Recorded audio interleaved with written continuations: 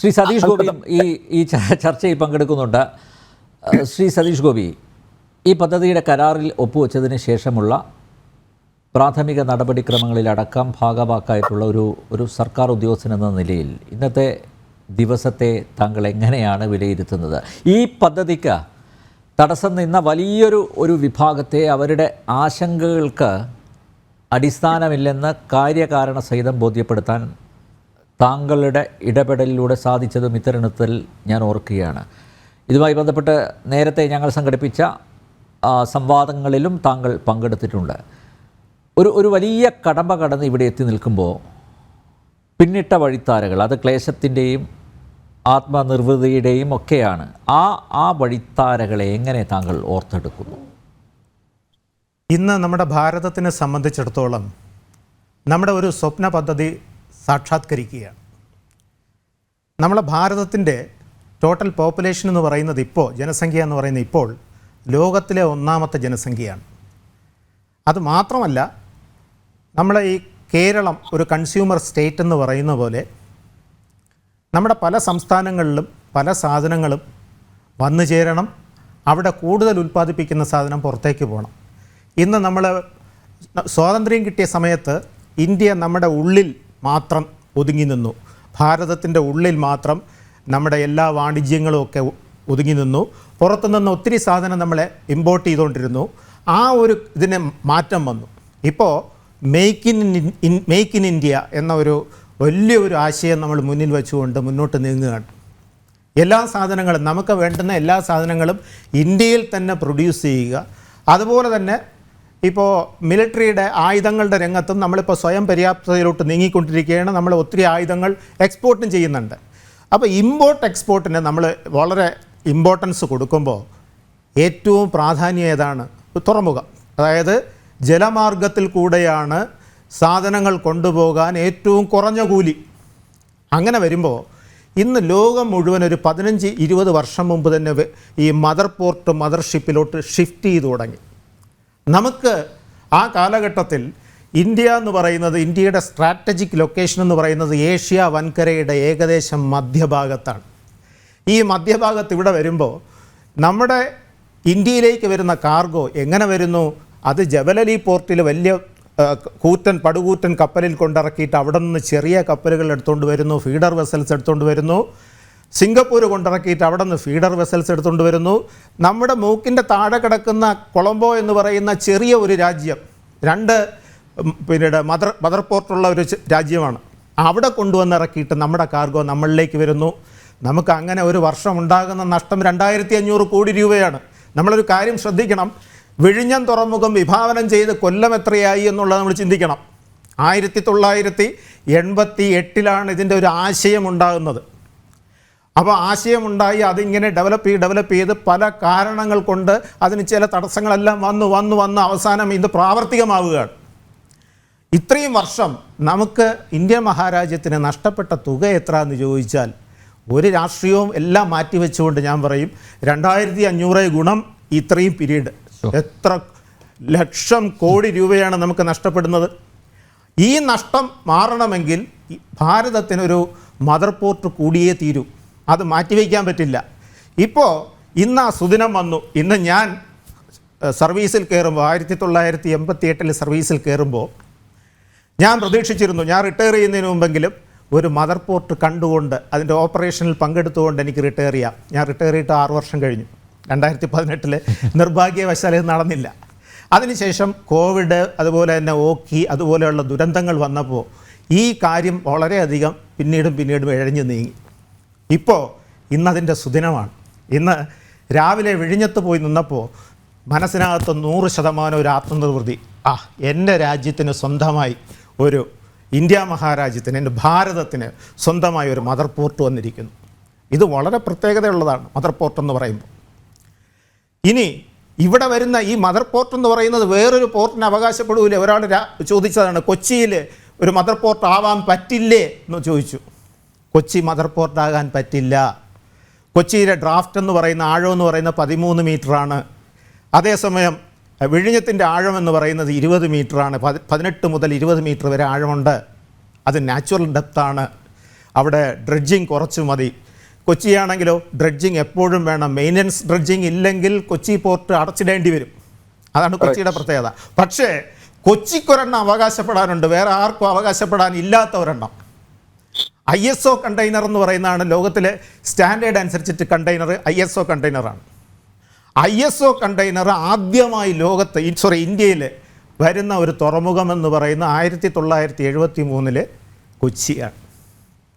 ആ കൊച്ചി നമ്മുടെ സംസ്ഥാനത്ത് തന്നെ ഉള്ള ഒരു തുറമുഖമാണെന്ന് നമുക്ക് അഭിമാനിക്കാം. പക്ഷേ കൊച്ചിക്കുള്ള പ്രത്യേകത എന്താണ്?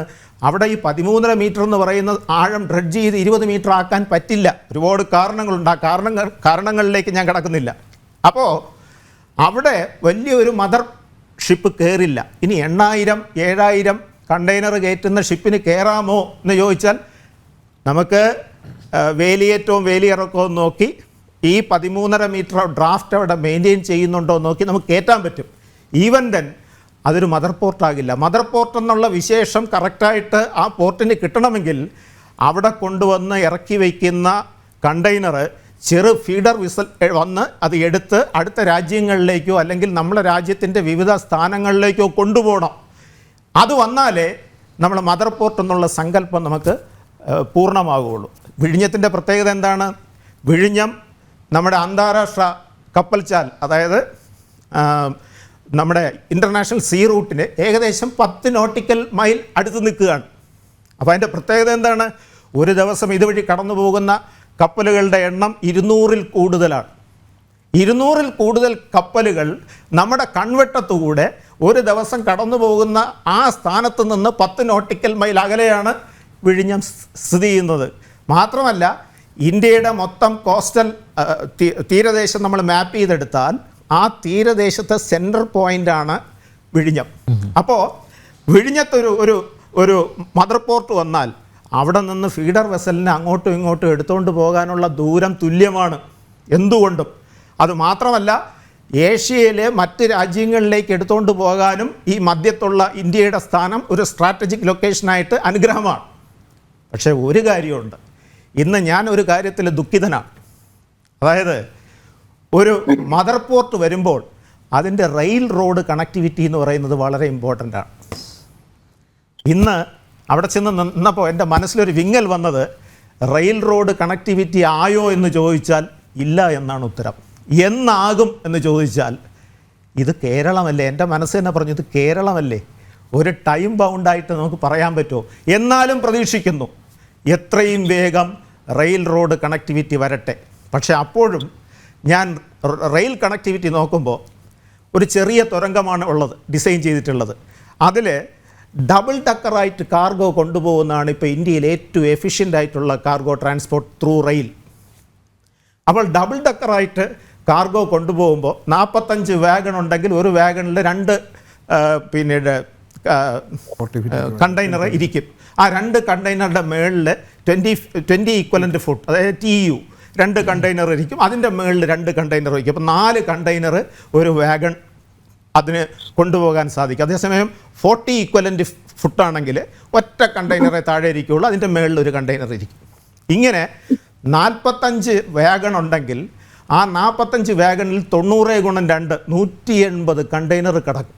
പക്ഷേ അൺഫോർച്ചുനേറ്റ്ലി നമ്മുടെ ബാലരാമപുരം തൊട്ട് വിഴിഞ്ഞം വരെയുള്ള തുരങ്കപാത എങ്ങനെയാണ് ഡിസൈൻ ചെയ്തിരിക്കുന്നതെന്ന് വെച്ചാൽ സിംഗിൾ ലൈനേ ഉള്ളൂ, ഒറ്റ ലൈനേ ഉള്ളൂ. അതിൽ ഡബിൾ ഡക്കർ കയറാനുള്ള ഹൈറ്റും ഇല്ല. അപ്പോൾ ഞാൻ വിചാരിക്കുന്നപ്പോൾ അഹമ്മദാബാദ് ഡൽഹി കോറിഡോറിൽ ഒരു ദിവസം ഓടുന്ന കണ്ടെയ്നർ വഹിച്ചുകൊണ്ട് ഓടുന്ന ട്രെയിനുകളുടെ എണ്ണം 100-ലേറെയാണ്. ആ 100-ലേറെ ട്രെയിനും ഡബിൾ ഡക്കറായിട്ടാണ് പോകുന്നത്. അപ്പോൾ അങ്ങനെ ഒരെണ്ണം വരുമ്പോൾ വിഴിഞ്ഞത്ത് 10,000 കണ്ടെയ്നർ വന്നിറങ്ങുന്ന ദിവസമാണ് ഞാൻ സ്വപ്നം കാണുന്നത്. അന്ന് റോഡ് റെയിൽവേ നെറ്റ്വർക്ക് വഴി ഇന്ത്യയുടെ വിവിധ സ്ഥാനങ്ങളിൽ എത്താനുള്ള കണ്ടെയ്നർ, ബാലരാമപുരത്തുനിന്ന് ഒരു ട്രെയിൻ വന്നു, അതിവിടെ നിന്ന് കണ്ടെയ്നർ കയറ്റി തിരിച്ച ട്രെയിൻ അതുവഴി പോയി ഈ പുറത്തിറങ്ങിയാലേ അടുത്ത ഒരു ട്രെയിനിന് വരാനൊക്കെ ഉള്ളൂ, ചരക്ക് വണ്ടിക്ക് വരാനൊക്കെ ഉള്ളൂ. എന്തൊരു കഷ്ടമാണ്. അത് കൂടെ കണക്കാക്കി ഡിസൈൻ ചെയ്യട്ടെ എന്ന് എന്നെ മനസ്സ് പ്രത്യാശിക്കുന്നു. അതേപോലെ തന്നെ ആങ്കർ എന്നോട് ചോദിച്ച ഒരു പ്രധാനപ്പെട്ട ഒരു ചോദ്യം എന്ന് പറയുന്നത് ഈ കാര്യങ്ങൾ എങ്ങനെ വിഷ്വലൈസ് ചെയ്യുന്നു എന്നുള്ളതാണ്. ഭാരതത്തിൻ്റെ നേട്ടമെന്ന് ഞാൻ പറഞ്ഞു, നമ്മൾ വിഷ്വലൈസ് ചെയ്യുന്നു.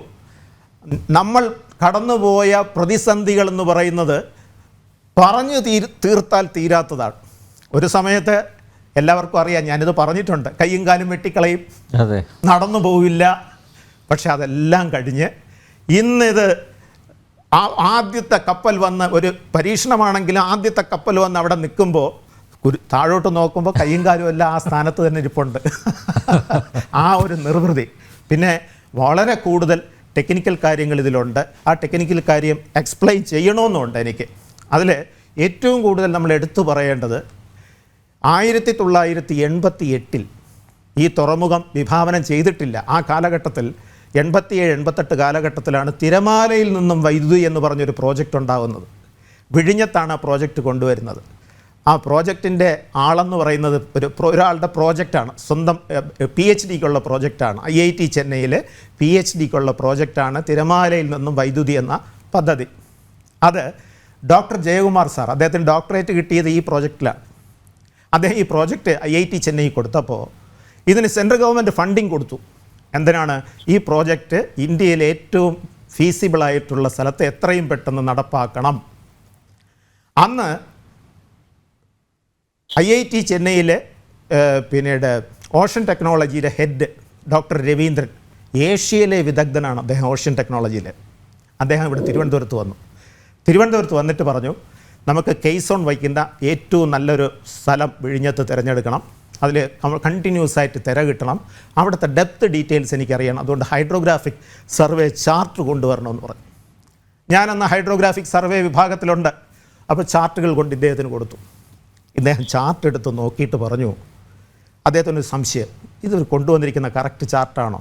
അപ്പോൾ എൻ്റെ അടുത്ത് ചോദിച്ചു, ഞങ്ങളുടെ ഉദ്യോഗസ്ഥരോട് ചോദിച്ചു, എൻ്റെ അടുത്തല്ല സോറി, ഞങ്ങളുടെ ഉദ്യോഗസ്ഥരോട് ചോദിച്ചു, ഇത് കറക്റ്റാണോ എന്ന് ചോദിച്ചു. അപ്പോൾ കറക്റ്റാണ് സാർ എന്ന് പറഞ്ഞു. പഴയ ചാർട്ടുകൾ എടുത്തുകൊണ്ട് വരാൻ പറഞ്ഞു. കഴിഞ്ഞ വർഷമൊക്കെ ചെയ്ത വിഴിഞ്ഞത്തിൻ്റെ ഹൈഡ്രോഗ്രാഫിക് സർവേ ചാർട്ട് എടുത്തിട്ട് വരാൻ പറഞ്ഞു. അതെടുത്ത് നോക്കിയിട്ട് അദ്ദേഹം പറഞ്ഞു, എന്തു മഹത്തായ ഏറ്റവും എന്താ പറയുന്നത്, ഒരു ഐഡിയൽ ലൊക്കേഷനല്ലേ ഈ വിഴിഞ്ഞം, ഒരു വലിയ തുറമുഖം വരാവുന്ന ഏറ്റവും ഐഡിയൽ ലൊക്കേഷനാണ്, ഞാൻ ഇത്തരത്തിലൊരു ലൊക്കേഷൻ കണ്ടിട്ടില്ല എന്ന് ആദ്യം പറഞ്ഞു. എന്നിട്ട് അദ്ദേഹം പറഞ്ഞു, കൂടിയിരുന്ന എല്ലാവരും ഉണ്ട്, ഡിപ്പാർട്ട്മെൻറ്റ് സ്റ്റാഫ് എല്ലാം ഉണ്ട്, പല ഡിപ്പാർട്ട്മെൻറ്റുകളുടെയും സ്റ്റാഫുണ്ട്. അവരോട് പറഞ്ഞു, ഇതിൽ ലീസ്റ്റ് ലിറ്റോറൽ ഡ്രിഫ്റ്റാണ്, അതായത് കടലിൻ്റെ താഴ്ഭാഗത്തുള്ള മണൽ നീക്കം എന്ന് പറയുന്നത് വളരെ കുറവാണ്. കടലിനകത്ത് ജലപ്രവാഹമുണ്ട്, അപ്പം മണൽ അങ്ങോട്ടും ഇങ്ങോട്ടും നീങ്ങും, അതില്ല, അൾട്ടിമേറ്റ്ലി നിൽ. എന്നിട്ട് അദ്ദേഹം ചോദിച്ചു, ഇവിടുത്തെ ടൈഡൽ വേരിയേഷൻ എത്രയാണ്, അതായത് ഹൈ ടൈഡും ലോ ടൈഡും തമ്മിലുള്ള വ്യത്യാസം എത്രയാണ്? അപ്പോൾ വേലിയേറ്റവും വേലിയിറക്കവും തമ്മിലുള്ള വ്യത്യാസം നമ്മൾ പറഞ്ഞു കൊടുത്തു. സർ 30 സെൻറ്റിമീറ്ററാണ്. അദ്ദേഹം പറഞ്ഞു, നെഗ്ലിജിബിളാണത്, നെഗ്ലിജിബിളാണ്.